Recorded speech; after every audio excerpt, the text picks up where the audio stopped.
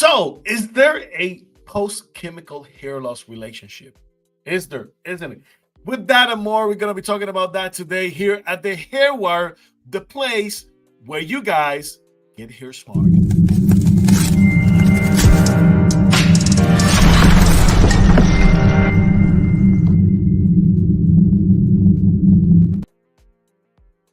And welcome, everyone. Welcome to the Hair Wire, the place where you get hair smart. I'm your host, Sergio Cardona, coming to you live every week at Wednesday at 11:30 Eastern Standard Time. Thank you guys for tuning in week after week and making the Hair Wire the place where you get hair smart, the place where you get your education, where you get, to keep your hair, basically, guys. So I want to know where you guys are tuning in today. So right now on the chat, please hit the like button, hit the subscribe. But of course, we want to see your comments. We want to see that you guys are participating, that you guys are in with us today. So hit us on the chat, start making your comments for today, because today we're going to be talking about chemicals and what do they do to the hair, and do they actually cause any type of hair loss? Do they? Do they? Don't they? I don't know. Let's find out today, guys. What an amazing day. What an amazing day. Today, things are happening so fast. I mean, look at today. Today is February 28th. The month is over, and now we're moving into March. And as we're moving along, season changes, things are happening all around us. Here in the Puerto Rico area, the weather is amazing, sunny and all beautiful. So if you guys still having problem with the cold, ditch the cold, come here to Puerto Rico. That's all you have to, guys. That's all you guys have to do. We want to apologize. Our crew is not complete today, but hey, we have a commitment for you guys and to you guys, and we're here week after week. Sorry that last week we weren't able to. So, but today we're going to be talking about chemicals and hair loss and that relationship. So, guys, let's delve. Let's deep. Let's take a deep dive into what's really happening and if it's really causing any type of hair loss. Do chemicals cause hair loss? I mean, a lot of people may see that, may experience what they believe to be a post chemical hair loss. Is that a thing? Yes, it may happen, but you have to realize why is it happening and what are the reasons, the mechanics behind it, because it's not something that happens to everyone at every time. So you have to consider if it's not something that happens to everyone at every time, then it is something that happens to a few people at a certain time, at a certain position, because something particular is happening into their lives. And also because there's people who are sensitive to these chemicals, either to the scalp or to the hair. So we want to talk into that in a few seconds. But you have to realize, guys, that this is not a common thing. This is not common. This is not something that happens 100% of the times. So every time I see and I hear people saying that, oh, chemicals, because of that, I'm losing my hair. Well, not necessarily. I mean, it's a too big, too big to just pin it out on just simply having a chemical. So if you're experiencing hair loss, usually it's because of something else. But if a chemical was involved, then we need to take a closer look at why that happened and why would it happen again if it happens again. So those are the type of questions that we need to answer, and we need to look at it from a different perspective. Okay, and that's what we really need to focus on right now. Is it something that it's causing my hair loss? Isn't it? Isn't it?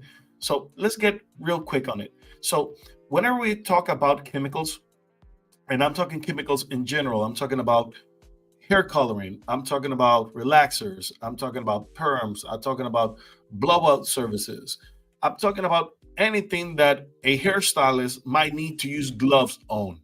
Okay, because if they're applying a conditioner, of course they do not need to put gloves on for protection. So whenever you see a cosmetologist, a barber, a hairstylist using gloves, it's because of their protection. So there might be something in that mixture that could cause some harm if not used properly.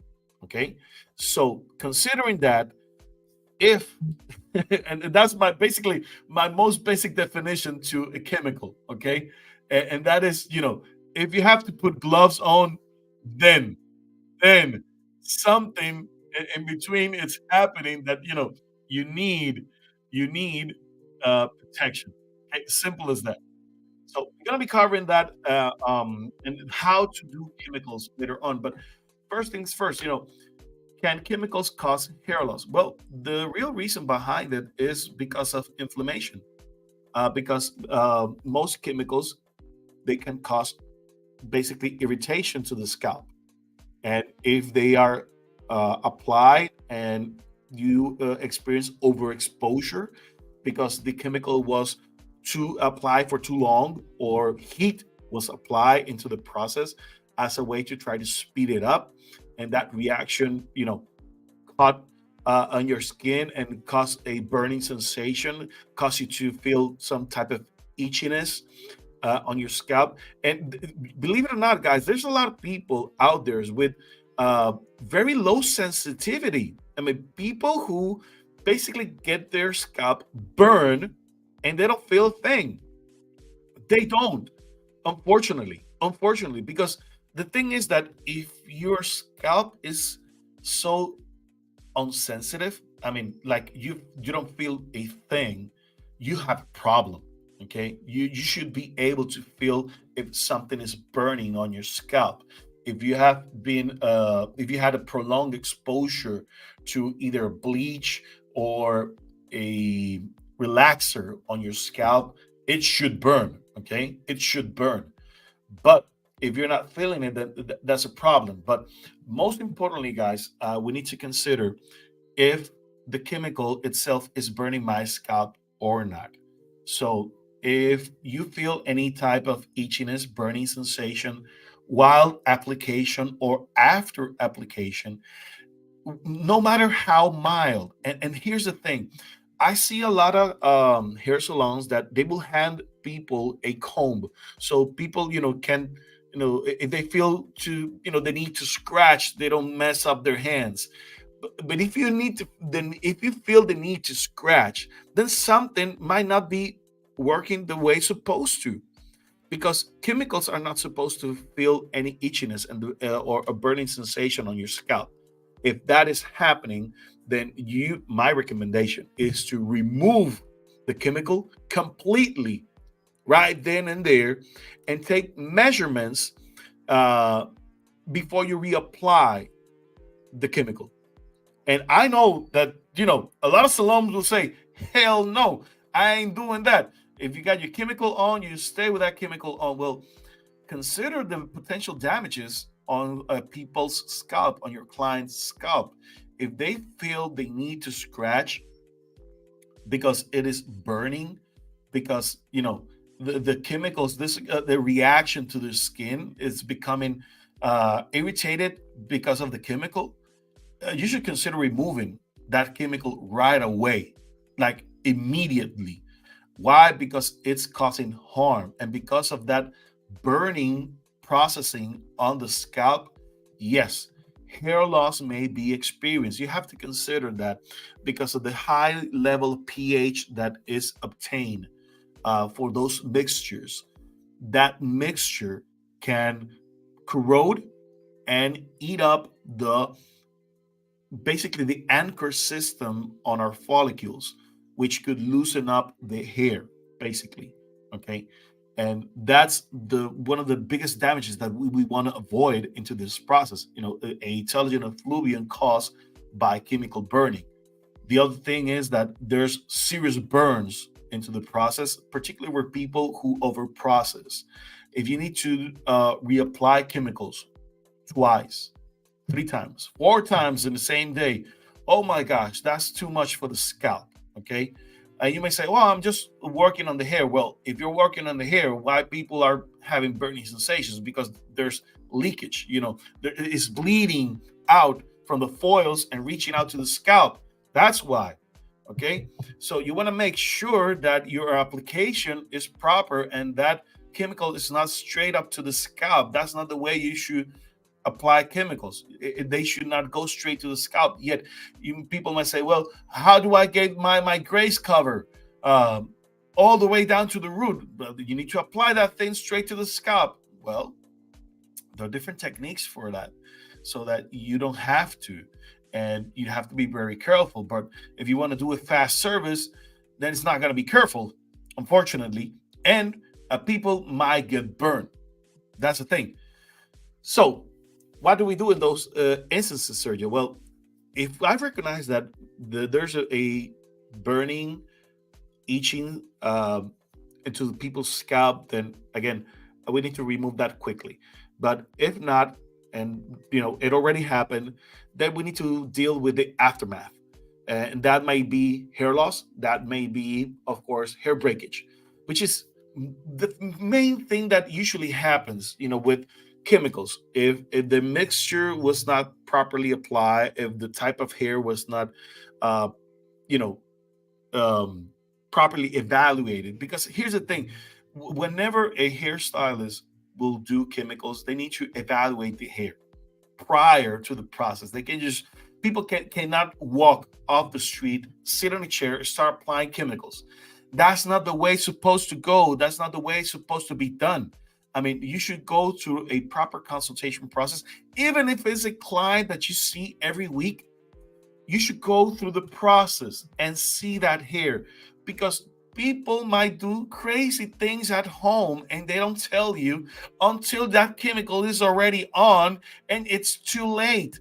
So for you professionals out there, always, always, always ask your customers, touch that hair, see how it feels, pull it out, and make sure that that hair is actually ready for chemicals. Because if it isn't, you're going to be paying the price for it.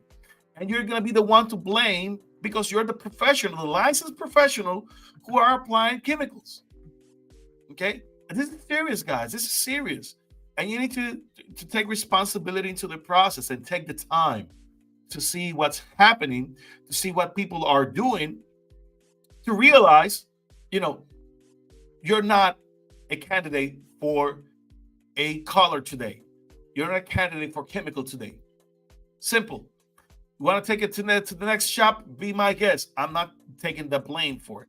I'm not going to do your hair the way you want it to, because you're going to be paying for it. I'm protecting my license. I'm protecting my business. Okay? That's the way we should think about it.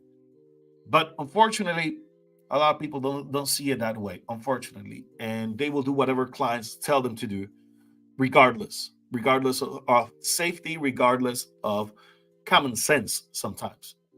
But because of those things, unfortunately, people may experience hair loss. And the first and most common form of hair loss comes in the form of breakage, because that hair was not healthy enough to endure the process, and breakage happens.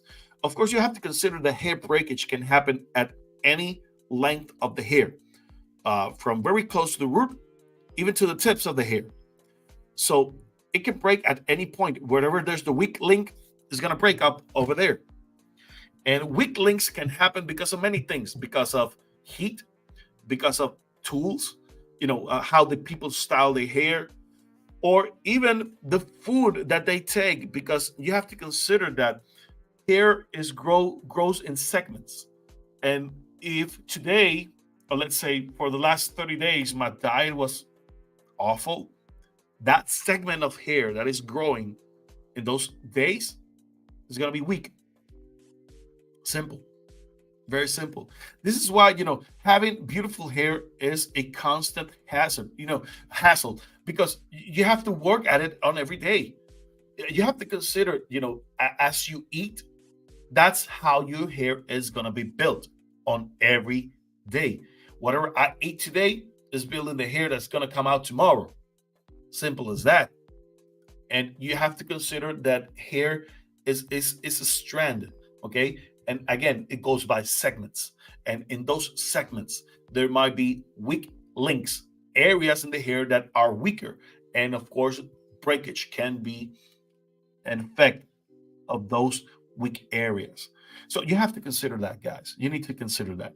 So again, the first thing that usually happens when people are experience overexposure to chemicals, or maybe the wrong mixture, or not the right type of hair, not the right time, is breakage. So yes, we may see a lot of hair breakage during the chemical. I mean, after we rinse the chemical, or after we start blow drying the hair, and we start seeing splitting, and even after that, for the next coming weeks, we start seeing more splitting and more hair breakage, and that's something that unfortunately happens. Okay, and we're going to be talking about how we deal with those things later on, but most importantly, because today we're going to be talking about hair loss.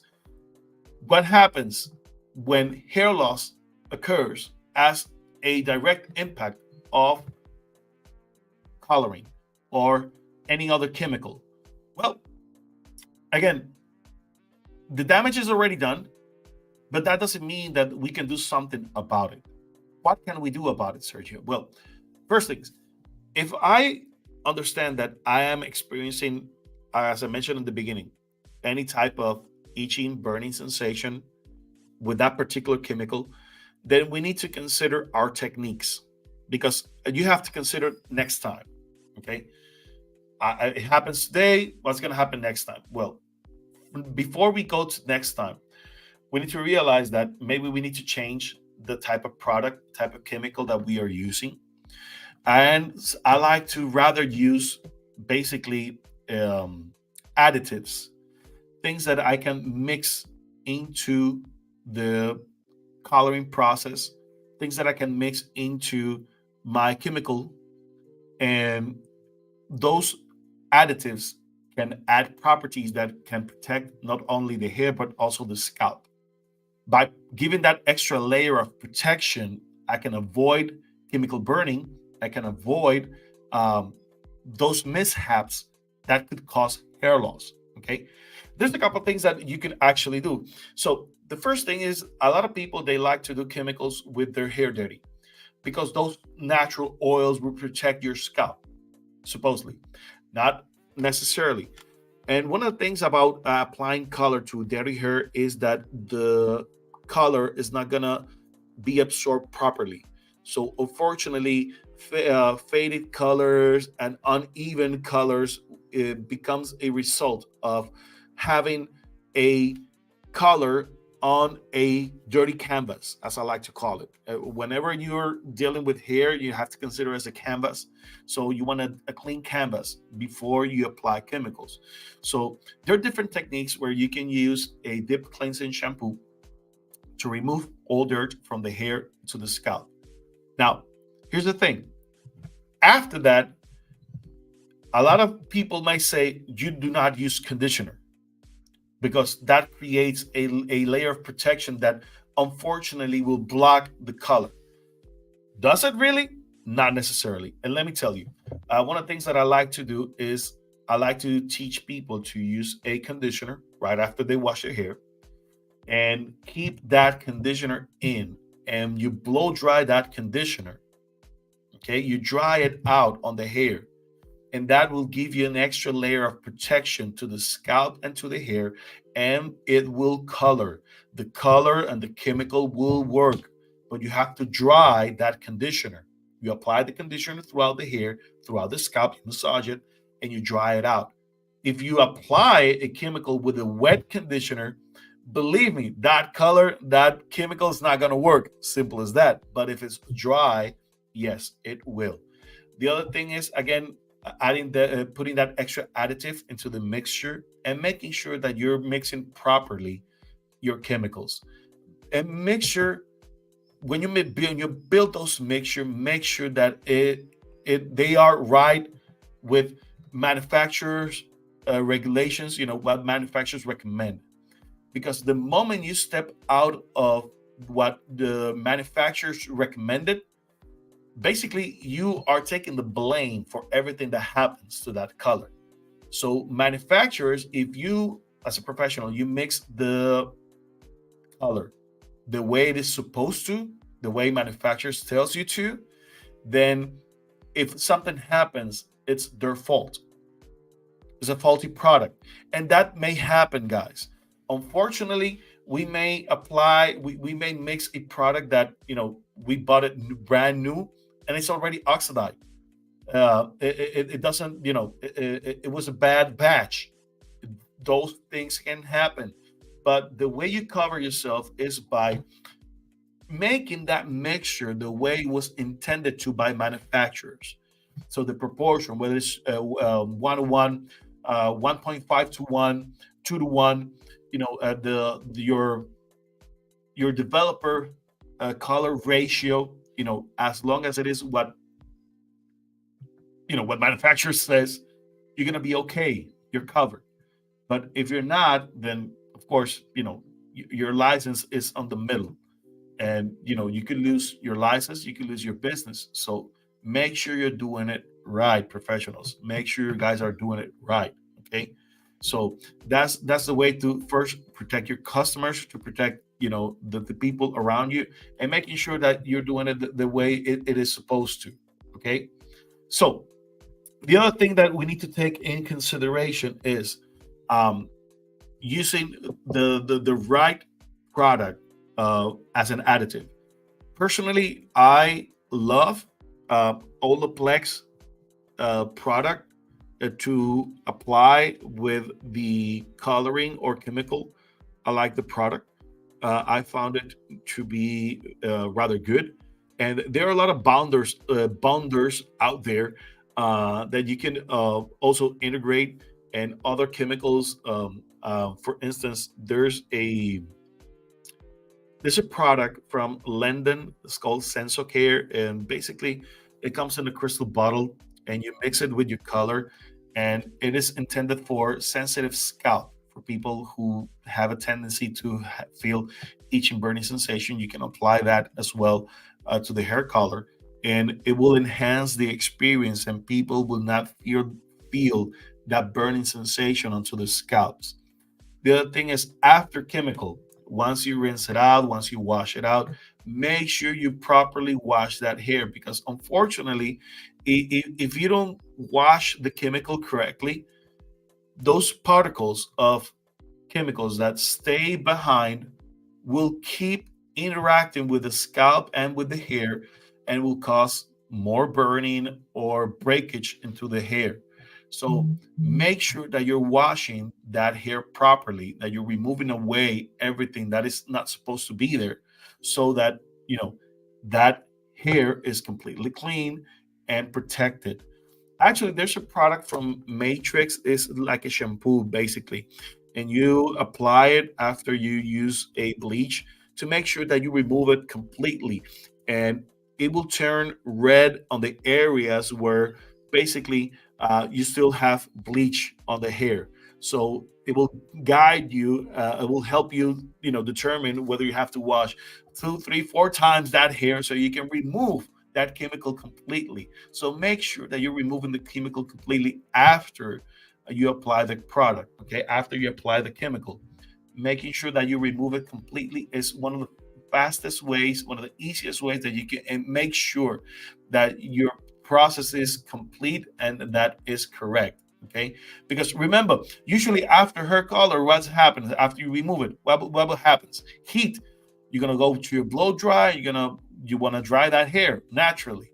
But if chemicals still on that hair, that heat is gonna accelerate the reaction. Is gonna be even larger damage. So make sure that you remove the chemical completely after treatment, so that you're safe. You're safe. Okay. And remember, after you remove a color with the shampoo, use your proper balancing conditioners and mask to reconstruct that hair. And maybe if you need to add some protein into the process, you can do it at that point. But remember, it's not about just adding proteins. You need to add moisturizers into the process to balance the equation. Sometimes it's not all about just adding proteins. We need to also add moisturizers. Okay, so make sure that you apply those conditioners, and then you give it a few minutes to absorb. I would suggest to leave it at least 10 to 15 minutes before you remove it, so that hair can suck up all that nutrients from the conditioner and get rebalanced. But again, a lot of people, they don't take the time. So if you don't take the time, unfortunately, you're not going to be able to see great results. So make sure you have the time. Take those 10 to 15 extra minutes to let that conditioner sit in, let that mask sit in, that reconditioner sit in, that protein sit in, and work its way through the hair, so it will recondition, so it will renourish that hair, and that way, that hair will stay flawless into the process. Okay. The other thing is, after that, then you want to use your leave-in conditioners and layer that up into the hair before you blow dry, because again, you need to moisturize that hair, so to make sure that that color, that chemical afterwards, it looks shiny and it looks amazing. And that way, you're protecting the hair, you're protecting the scalp. And don't be afraid to apply the conditioner or the leave-in conditioner to the scalp. It is essential after chemicals, to rebalance the moisture into the scalp. It is essential. It is essential. And if you, after chemical, people might feel any burning or any redness into the scalp, you need to have a soothing solution to the scalp, which you can apply before the leave-in conditioner to the hair. Applies those soothing solutions into the scalp, let those work in, and then apply your leave-in conditioner, because that way you're going to be dealing with the redness. You're going to be soothing that scalp right when it's most when that scalp feel more the most aggression, and that way you're going to counterbalance any effect onto it. But if people experience hair loss after chemicals, again, uh, there's something that we can do, yes, and we can promote to hair growth.